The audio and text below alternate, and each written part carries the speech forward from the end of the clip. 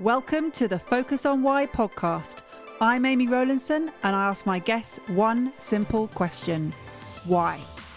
Focusing on the importance of why, I share with you the relatable, uplifting and inspiring conversations I have with people from all walks of life. This podcast will encourage you to focus on your why to enable and empower you to achieve the success you desire. Have a purpose, have a plan, focus on why. Hello and welcome to Reflections and Observations, episode 172, covering episodes 167 to 171. And before I start, I just want to take a moment to share with you a milestone. I'm someone who celebrates every little moment, every little win. Why? Because I believe they all matter. So today I'm celebrating yet another milestone, and that is that my ranking has changed and I am now in the top 1% of podcasts globally. I have to pinch myself when I put it into perspective, and I share it with you because I produce all these episodes from my home office and my husband very kindly edits them all for me. I write all the show notes and I do all the show artwork and all the marketing myself. I'm up against podcasters who have whole armies around them to pull together their shows. So I want to share with you that the possibility of achieving great results can be made from a very humble setup.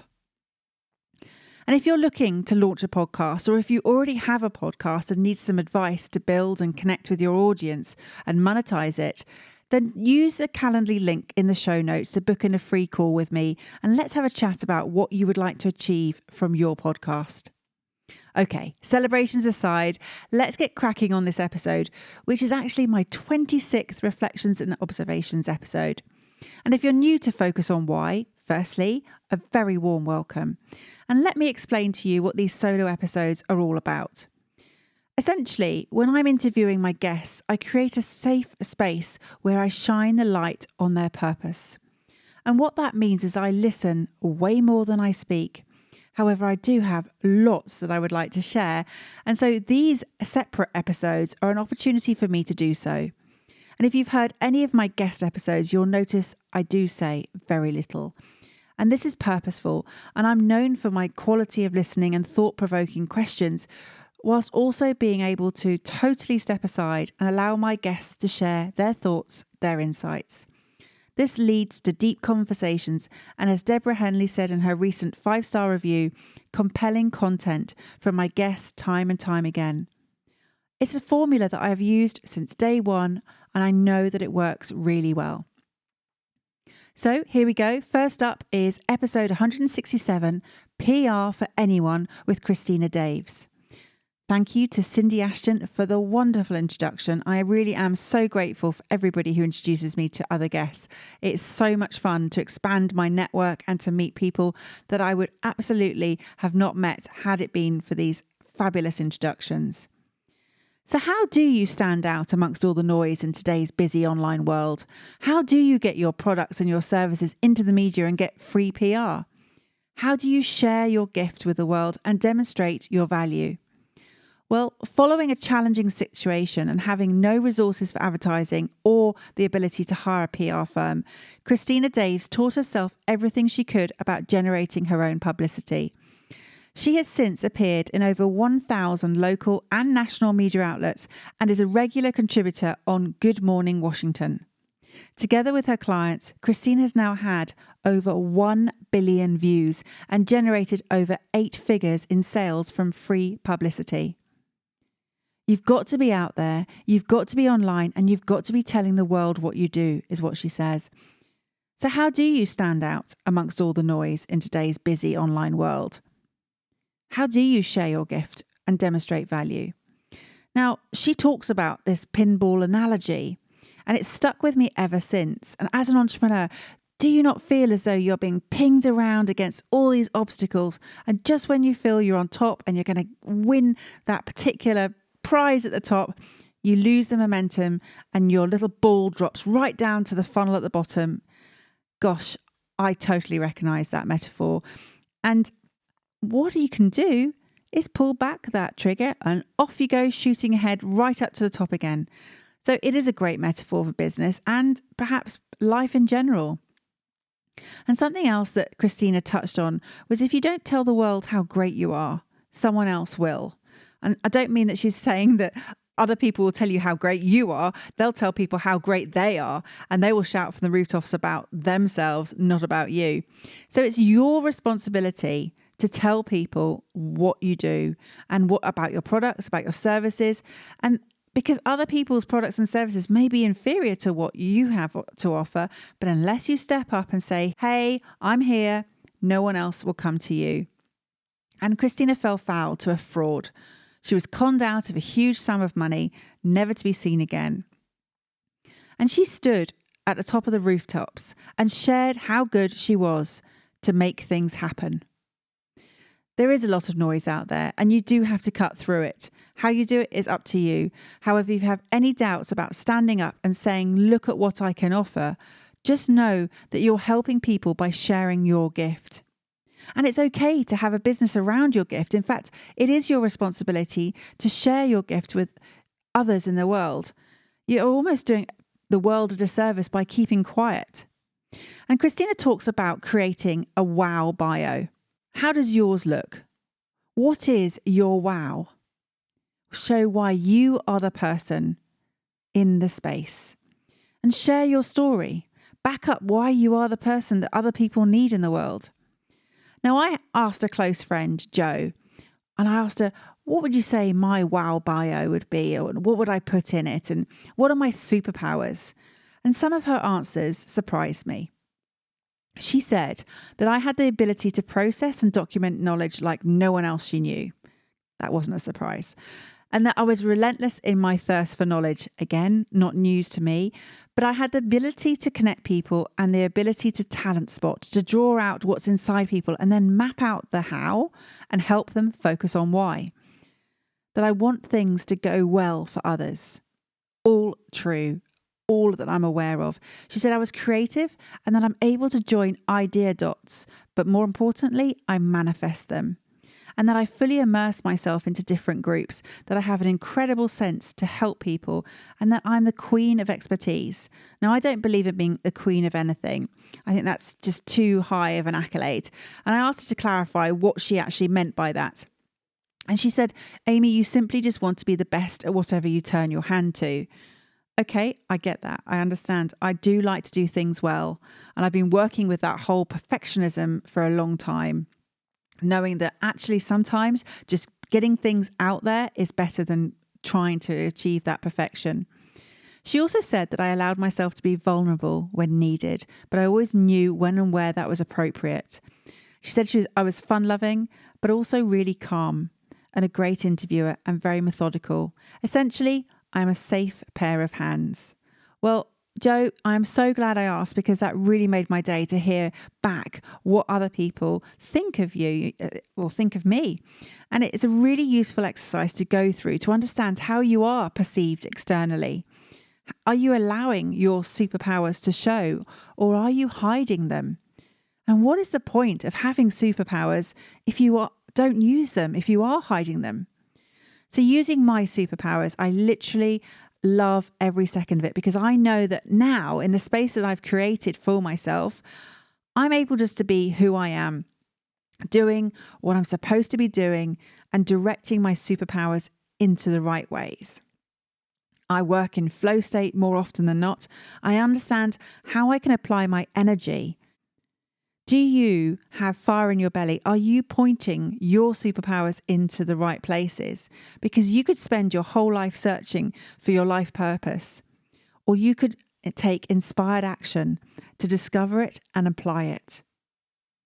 Stepping into that space of choice and decisions and not being fatalistic and not being allowing things to happen, you become the creation of all the things around you. You become in control. And understanding that we are all connected, that you can be unique and diverse at the same time, and that understanding, like me, that you can be a bridge builder, you can be someone who brings people together.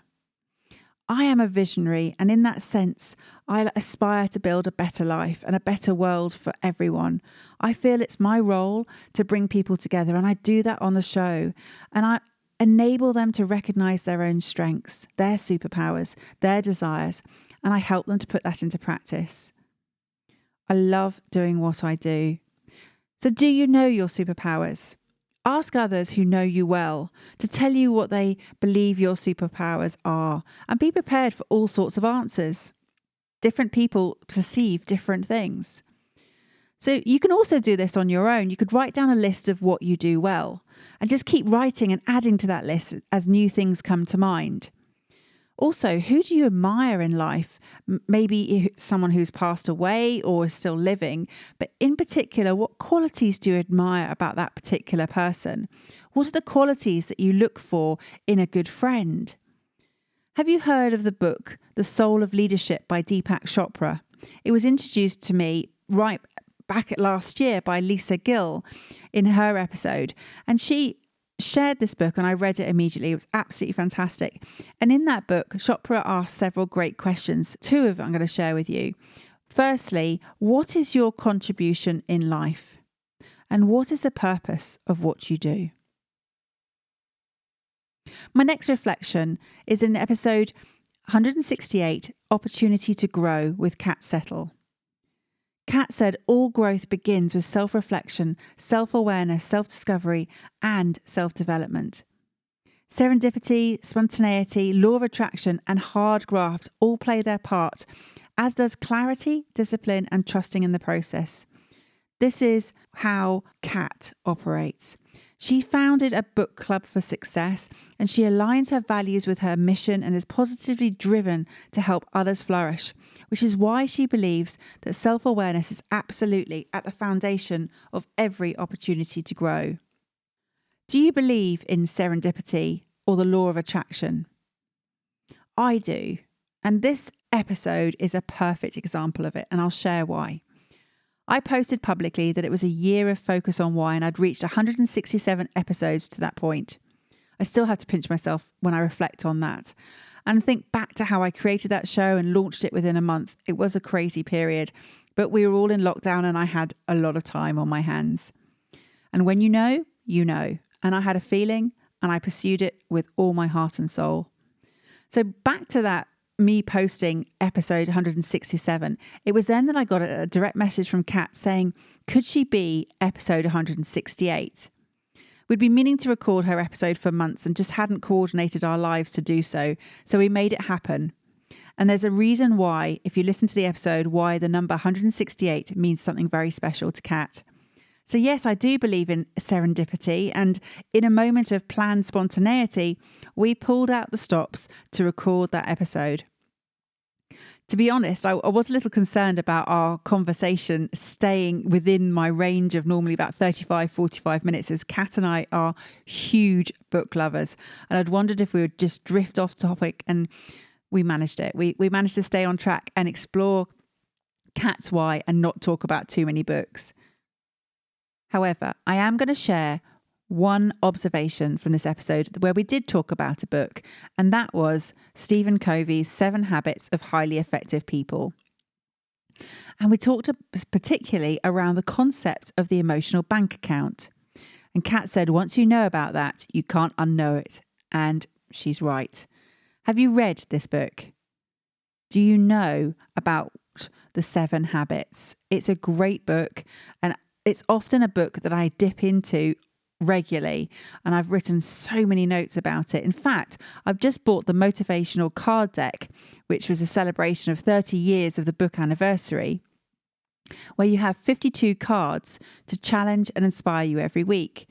And weeks 25 to 27 focus on the emotional bank account, on building it, on apologies, and on forgiveness. So if you're curious about this card deck, I've put a link into the show notes for these cards. Full disclosure, it's an affiliate link I've shared, so I do earn a very, very small amount if you do purchase the cards. So what is the emotional bank account? Well, it's a metaphor to describe the amount of trust that has been built up in a relationship. It's the feeling of safeness that you have with another human being. and Stephen Covey details 6 major deposits that build up the emotional bank account. First is understanding the individual. In fact, he says that seeking to understand another person is probably one of the most important deposits you can make, and is a key to every other deposit. He even references a successful parent about raising children is to treat them all the same by treating them differently. Now, this advice has served me very well over the last 18 years with my 2 children. Second is attending to the little things. And Kat talks about this, and it is so true. The little kindnesses and courtesies all add up. They all matter. The little things are indeed the big things. Third is about keeping commitments. Keeping a promise is a major deposit, just as breaking a promise is a major withdrawal. Fourth is all about clarifying expectations and making them clear and explicit from the outset. You have to value everybody's time, including your own. Fifth is showing personal integrity, being honest, open, and kind. And the 6th deposit, is to apologize sincerely when you make a withdrawal. So are you aware of your emotional bank accounts? How do you build them? This is a great metaphor, and I ask you to think about the current balance in your emotional bank accounts with the people that you have them with. And as Covey said, in relationships, the little things are the big things. Deposits build trust and withdrawals break down trust. So take care and assess whether you need to make more deposits. The status of your account determines how well you communicate and problem solve with others. For each person, perhaps list at least 3 deposits that you could make, and also be aware of any withdrawals you need to avoid. Do you perhaps owe someone an apology? Is there someone you need to forgive? I'll leave you to ponder on what actions you may need to take. Reflecting on Kat's belief that self-awareness is the foundation of every opportunity to grow, how self-aware are you? Let's go back to those superpowers, knowing what they are, but also knowing what your weaknesses are, or as Lucia Knight referred to them back in episode 61, your kryptonite. What else could you focus on? Your feelings, your habits, your desires, your triggers, your behaviours, or your thoughts? Next up is episode 169. We are the Unheard with Eve Horne. On a mission to change the narrative by raising awareness for equality for women in the music industry, singer, songwriter, producer, and sound engineer Eve Horne believes that when it comes to being creative, the music should speak first. With a lack of role models, Eve is passionate about promoting women, Black and minority ethnic women, and LGBTQ+ communities in music, and so launched the t-shirt campaign We Are the Unheard to effect change and encourage more women to see that they have choices and careers in the music industry. Eve is, as I said, a singer-songwriter, producer, and founder of Peak Music UK. Her journey started at the Brit School, and she then signed to Polydor, EMI, and toured internationally. She then went on to become a degree-qualified sound engineer and is co-founder of a production agency called Marlowe and the Magpie. And she is a Native Instruments certified specialist and an engineer producer. So what can you do to change the narrative? Well, first, just head over to Instagram and support the campaign, buy a t-shirt and follow Eve, support her mission. What am I doing? For a start, I took on Eve's final words from the episode and took action. Believe in yourself and don't let anybody put your flame out. Shine bright, she said. Back in March, I did Julie Crefield's Grand in Your Hand challenge. Now, you probably heard Julie speaking in episode 137, Chasing Freedom. And Julie's challenge was all about focusing on one product or service and engaging with your existing audience and sharing with them how you could help them and make money in the process. In the spirit that I was speaking of in my reflection of Christina's words, tell people what you do and shout from the rooftops, I stepped up into a space with courage of conviction and started to share more information about what I could help people with. More specifically, how to increase your visibility, credibility, and impact with a profitable and purposeful podcast which inspires, entertains, and educates a global audience. Wow, there I said it. A natural evolution of my coaching, mentoring, and teaching skills, my podcasting expertise, my recruitment background in interviewing has all come to where I am today. And using my knowledge of establishing personal and business brands within sales and marketing backgrounds, they've all come together in a practical and creative toolbox ready to help those keen to launch or relaunch their podcast. And I haven't turned back. As I said, it's been a natural evolution taking me into the world of podcasting. And since then, I've now been inundated with people coming to seek advice on how to launch or, as I said, relaunch their shows. So why do I mention this? Well, partly because of Eve's words around believing in yourself and not letting anyone put your flame out, but also because this is how I met Eve. I met her on Julie Crefield's Grand in Your Hand program. And this is how I am now changing the narrative. Eve was on that course. We got talking with one another. Fast forward just over 6 weeks, and Eve and I have now been working together. We've recorded a podcast episode together, which is 169, and Eve is now editing podcasts for many of my podcast mentoring clients. And I am helping Eve to launch her own show. Clearly not from a sound perspective, she's got that all handled, but from the strategic and purpose perspectives. We met up for the first time for a socially distanced pub lunch on Saturday, and we had an absolute blast together. So watch this space. Lots more exciting collaborative efforts will be heading your way. The first of these was that we helped Emma Last launch her new podcast just last week, Human Reboot. Go check it out on Apple Podcasts. The link is in the show notes. You may even recognize guest number 4. So Eve and I are women working in the podcasting space, and we are encouraging others to step up and bring their shows to life, to be heard. We're definitely no longer the unheard. We are being role models for not only future generations, but for today's generation. It is never too late to be who you are and do what you do. So if you've been thinking of launching a podcast, then contact me and we'll take it from there. Next up is episode 170, Courage to Change Direction with Rachel Peru. Championing women in midlife to become more visible, to live a more fulfilled life and step out of their comfort zones with confidence. Silver-haired, curve model Rachel Peru first had to step out of the bubble. Refusing to allow her age to define her, Rachel is on a mission to inspire midlife women to try new things, proving to them that they are not invisible in the fashion industry. Having previously turned down so many opportunities in life, Rachel now believes that everything is possible and that you can do so much more than you think, giving her the courage to change direction. Rachel is a body confidence activist. She's an influencer. She's the host of the Out of the Bubble podcast, and she's represented by Bridge Models in London. Fully embracing her curves and her naturally silver hair, Rachel has now become famous for her silver locks, and she is flying the flag for misunderstood and misrepresented women everywhere.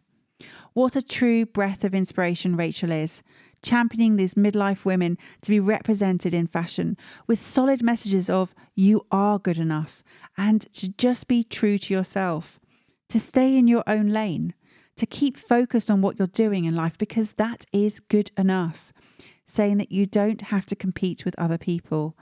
Be authentic.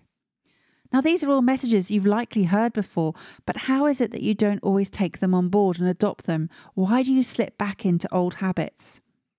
Ultimately, the role of the brain is to keep its humans safe at all times. It will avoid uncomfortable situations and use those well-oiled pathways rather than new ones. It seeks the quickest option to do anything. Now, I'm currently on week 5 of a 6-week neuroscience course, and talking with neuroscience Dr. Linda Shaw about the brain's capacity has been nothing short of completely mind-blowing. Each week we have covered different topics, and I've also just read her book, Your Brain is Boss. I can't tell you how many myths Linda has dispelled over the recent weeks in regards to the brain, and it's got me thinking about how much of my knowledge base is actually factual, or is it based on falsities? Linking this to my belief systems, I've been challenging a lot of what I've previously considered to be true. I've been challenging my thinking, the quality of my thinking, and the foundations of my thinking. As I said, nothing short of mind-blowing. So I'm asking you now, is your knowledge base factual? Are you making decisions with information that's no longer factual or proven with thorough research? Do you know the original source of the research that you cite or the knowledge that you're using within your work?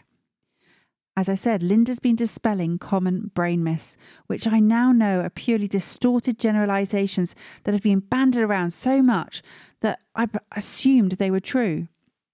Linda truly blasted them out of the water and showed us, her new cohort of eager students, a clearer path of how to incorporate research-backed evidence into our professional areas of expertise.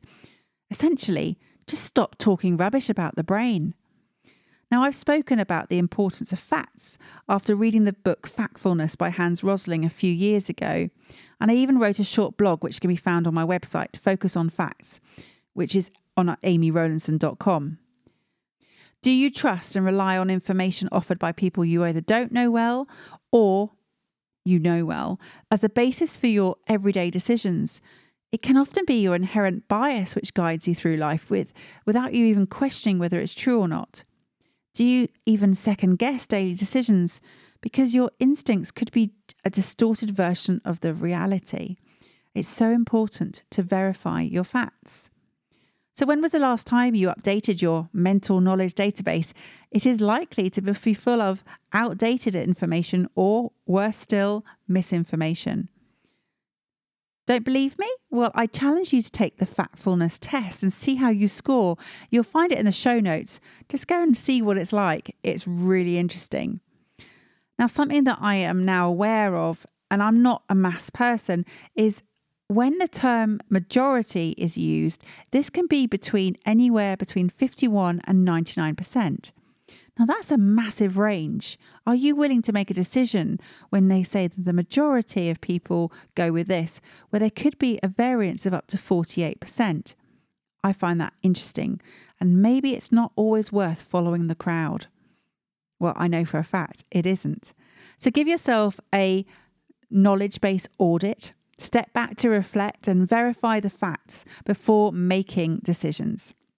Don't trust blindly. Try the test below to see how accurate your knowledge database really is. You may be surprised by that score. Challenge your thinking. Don't trust, verify your facts. Rachel definitely has done an audit of her facts and has changed her habits based on what she now believes to be true. She's a huge advocate of midlife beginnings and now has many great opportunities ahead of her that she has created. With more energy than ever before, she's a woman in full flow with newfound confidence and knowledge. She now sees that life has so much more to offer her. Aligned with a mission, she understands her purpose, her plan is clear, and she is focused on why she does what she does. And wow, does she now shine the light on her purpose. And that light is empowering so many others to step up into a more confident space. It's challenging the status quo. It's shaping the future in the fashion industry. It's giving women body confidence. It's making it okay to embrace the aging process. So finally, for today's Reflections and Observations episode is my last reflection, 171 Unique Perspectives with Deborah Henley. Now, I first met Deborah virtually over a year ago now, although strangely our paths had crossed many times in life without us even knowing. It's very likely that we passed ourselves on the water in many locations as we're both keen oarswomen at competitive rowing events, and we also both went to Reading University. So having not met her before, and actually to be fair, we still haven't met physically, we virtually met last year at several online network meetings. And like Rachel, Deborah spoke in her episode of courage. In fact, courage has featured prominently in many of my recent episodes. I even wrote another blog about it. Go check it out. It's called Focus on Courage. And this time, Deborah speaks of having the courage to let yourself shine brightly, to look for your spark. Have you found your spark in life, or are you living with your shadow spark? What's the difference? Well, you have to go back and check the episode to understand what the two different types of sparks mean. But for Deborah, she said it's a lifelong challenge to learn to live life on your own terms and to understand what it means to have a sense of accomplishment in well-being and achievement. And she talks about the necessary ingredients for her in her life. So what lights your fire? What ignites your spark? Or has your spark perhaps dwindled? As a leader, do you know where you're taking your people? With a blend of unique insights and unusual experiences, Deborah helps people to work out what really matters in life. She helps leaders to understand what really matters in life. In the darkness, she believes you can find your light, and she speaks on the power of authentic presence, personal brand identity, and storytelling. Deborah's work draws on her 20 years in clinical and business psychology, neurolinguistics, hypnotherapy, as well as her love of the arts, improv, drama, storytelling. So let's talk about one of the questions that I asked Deborah. It's one of the questions that I ask many of my life purpose coaching clients, and that is, what really matters to you? What really matters? Deborah's answer was that she said to not hide, to be able to be the raw, honest self. This is my truth, she said. This is how I experience the world. To have the courage and stand up for myself, and to want to be accepted, not judged and condemned. Deborah talked about the age-old question, who am I to talk about this? Who am I to put my head above the parapet and speak about this? Aren't there other people who are better qualified to speak about this than I am? Isn't this a bit glib, she said. Isn't this a bit obvious, she said. Well, I totally agree with Deborah, and oh my goodness, how I felt like this in the past. That question of who am I to talk about this rears its ugly head in the form of imposter syndrome from time to time. And I had that entire question raising its ugly head. And I had that entire conversation with myself about launching this show a year ago. Talk about why. Isn't that what Simon Sinek does? Isn't that his space and area of expertise? Well, yes, it is. And actually, there have been many anthropologists, philosophers, psychologists, neurosciences, writers. In fact, practically all of mankind before me and Simon have also spoke of purpose and why. There are many people out there whose expertise lies in the podcasting space. You know what? There's room for all of us. None of these facts stop me from speaking up and entering into these spaces. Honestly, for a moment or two, occasionally, yes, it makes me think, oh, who am I? I have that whole question rearing up in my head again. But I put my big girl pants on. To be fair, they're bigger after 3 lockdowns than they used to be. And I step up to the mark. And in Christina's words, I said to myself, if I don't do this and tell the world how great I am, someone else will step up and I'll regret not doing it. In fact, I'm happy for others to talk about purpose and why. I don't have dibs on those questions and those subjects. In Kat Settle's words, little moments make big differences. Indeed, they do. In a matter of moments, I created Focus on Why podcast, and it's now become a movement. Well, maybe not quite a movement, but I have the vision and the energy to take it that way. It has certainly caused many ripple effects, and I will continue with my work. And in Eve's words, what can I do to change the narrative? Well, I'm being visible. I'm focused on what I can do to affect change. I'm challenging myself to be that role model for other women out there, to be centre stage and to be comfortable being in that space. In Rachel's words, I'm staying true to myself. I'm not in competition with anyone. I'm simply being me, authentic, showing up for those who need to hear what I have to say. And that links into what Deborah said, that these may be the words that someone needs to hear. In fact, that's just reminded me of a comment someone made on my Instagram post recently in response to believing in yourself and don't let anybody put your flame out, Eve's words. And they said, "Thank you for this post, Amy. Needed to read this today." So don't underestimate the importance that you have in life, the impact that you can make, the message that you share. What really matters? What really matters to you? Speak up, be heard, listen to others, and remember, be aware of your emotional bank accounts. Thank you for listening to the Focus on Why podcast. I'm Amy Rowlinson, and if you've enjoyed this episode, please leave me a 5-star Apple Podcast review. Connect with me on LinkedIn, Instagram, and Facebook, and become a member of my inspiring, uplifting, and positive Focus on Why Facebook group. I help people to focus on their why with clarity, uniting their passion with their purpose with a plan to create the life they truly desire. If you would like me to help you focus on your why, then please book a free 20-minute coaching call via calendly.com/Amy Rowlinson. And if you haven't already, please sign up for the Friday Focus weekly newsletter via my website, amyrowlinson.com. Have a purpose, have a plan, focus on why.